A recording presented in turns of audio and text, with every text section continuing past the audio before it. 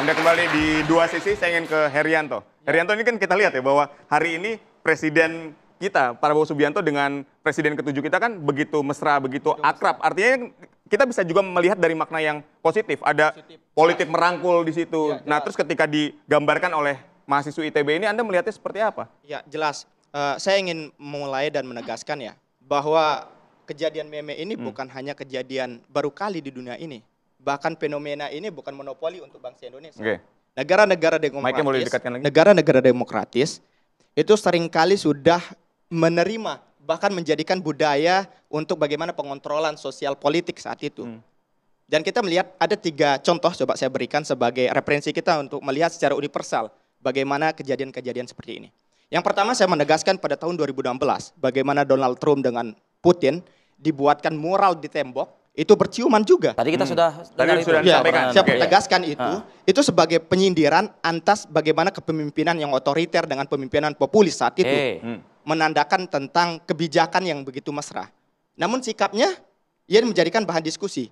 Contoh yang kedua, bagaimana tahun 1979, bagaimana di Jerman bagian timur, itu dibuat mural juga di Berlin. Itu bagaimana kepemimpinan secara kolonial saat itu. Di mural, menandakan tentang kebusukan kekuasaan karena terlalu erat kekuasaan itu. Dan sikapnya itu tidak memberatkan. Dan contoh yang ketiga, hari ini saya pertegaskan, bukan hanya pimpinan elit-elit politik atau elit-elit negara yang dibuat meme, namun pernah juga tokoh-tokoh agama, yaitu Paus Franciscus saat itu pernah dibuat meme. Nanti bisa di cross check. Ini kan menandakan bahwa bagaimana cara menyikapi negara ketika ada masyarakat yang merespon seperti meme. Karena itu sebuah teguran, sebuah kritikan menurut kami. Tapi beda dengan, ini budaya timur. Ini beda. Nah, sehingga dari kisah-kisah dan contoh-contoh tadi itu sebenarnya harus diambil referensi. Oh, ternyata negara-negara luar udah siap dengan kejadian-kejadian ini. Dan kita masih berdialektika, berdebat dengan ini, artinya negara kita belum siap untuk mengatur bagaimana zaman digitalisasi. Yang Anda mau tuh budaya di kita itu kayak mereka juga. Iya, kita harus siap. Karena kita bilang, perkembangan globalisasi ke depan, itu akan terseret bagaimana digitalisasi itu akan dipergunakan. Kampanye ke depan pasti fundamental adalah ruang-ruang digitalisasi. Meme sekarang ketik aja, Jokowi keluarin lidah, pasti keluarin lidah. Jokowi buka busana, pasti keluar busana. Itulah sekarang teknologi. Dan sikap kita sekarang yang perdebatan berciuman Prabowo dengan Jokowi ini adalah sebuah sikap, menurut kami, atas kedekatan yang sebelumnya adalah konflik-konflik. Ini sebuah respon yang tidak boleh. Makanya kan ada aturan supaya itu tidak kebablasan kan? Iya, aturan itu sama seperti Prof tadi. Aturan cuma ngelapor-lapor saja. Seharusnya kan ditindak, didiskusikan secara objektif, secara transparan, secara bagaimana ruang-ruang diskusi, ruang-ruang dialektika kita itu direspon secara terbuka. Bang Andi. Itu mau kita sebenarnya. Ya, tidak dilapor ruang langsung dialektika itu memang harus kita tingkatkan. Tapi tetap kembali lagi, setiap hak asasi manusia itu pasti ada batasannya. Karena itulah rambu-rambu itu yang membuat kita tidak melanggar hukum. Batasannya itu disesuaikanlah dengan kekinian, dengan era yang emang sudah digital. Pasti proses itu akan berjalan, gitu ya. Saya setuju bahwa itu nanti akan berproses, ya. Karena memang kita ini adalah adat timur, ya kan. Adat timur itu, ya kan, satu kan menghormati orang tua juga. Bayangkan, kalau kita membuat meme seperti itu adalah orang tua kita. Bagaimana perasaan kita? Itu satu. Sebentar deh. Itu bahkan membayangkan seperti apa yang dialami oleh misalnya anaknya Pak Jokowi atau cucunya Pak Jokowi. Atau keluarga dari Pak Prabowo misalnya. Kita harus membayangkan itu. Boleh kita berekspresi itu menggunakan sosmed itu. Tapi bijaklah untuk melakukan itu. Ya kan? Satu itu.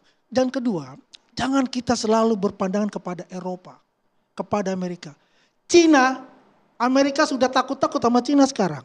Coba bayangkan. Trump efek itu sama Cina udah gak berlaku. Apa? 145% diturun jadi 10% sama Cina. Untuk khusus Cina, bayangkan. Artinya apa? Kita ini bangga sebagai bangsa Asia dengan modal kuat kita, ada kebudayaan kita, pemikiran kita, dengan adat dan etika kita. Oke. Saya gini narasi saya. Ketika negara takut terhadap meme, bukan masyarakatnya yang bermasalah. Melainkan rezim kekuasaan itu yang terlalu rapuh. Yang tidak menerima. Dan negara-negara luar tadi, contoh yang tadi. Kenapa dia pede seperti itu? Karena dia percaya kesiapan kekuasaan secara percaya diri. Itulah yang menyebabkan dia. Sekarang rezim elit-elit kita tidak percaya diri. Makanya direspon seperti ini. Makanya represif seperti kemarin itu. Ya, gitu. jelas.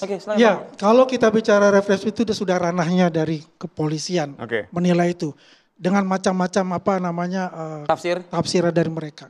Saya melihatnya aja lah untuk anak-anak muda kita ini, calon pemimpin kita untuk ke depan ini, ya kan? Bagaimana kalau tidak ada remnya gitu? Ya. Saya kembalikan lagi tadi, kalau orang tua kita gimana? Misalnya, itu kita kembalikan itu. Coba teman-teman gini, mahasiswa ini, jangan selalu berpikiran kepada Eropa ataupun kepada Amerika. Sekarang kiblat itu pindah ke Cina. Bagaimana Cina ataupun Jepang ataupun Korea mengedepankan namanya adabnya pertama, ya kan? Makanya mereka kuat. Negara yang paling pintar itu adalah Jepang. Kenapa? Dari kecil diajarkan tentang adab dan etika. Kita itu perlu kita contoh, ya kan? Kalau Eropa, Amerika itu negara Hollywood semua lah. Sudah selesai untuk itu. Kita kembali ke timur, bagaimana teknologi itu, ya, yang nomor satu apa? Dari Asia, dari China.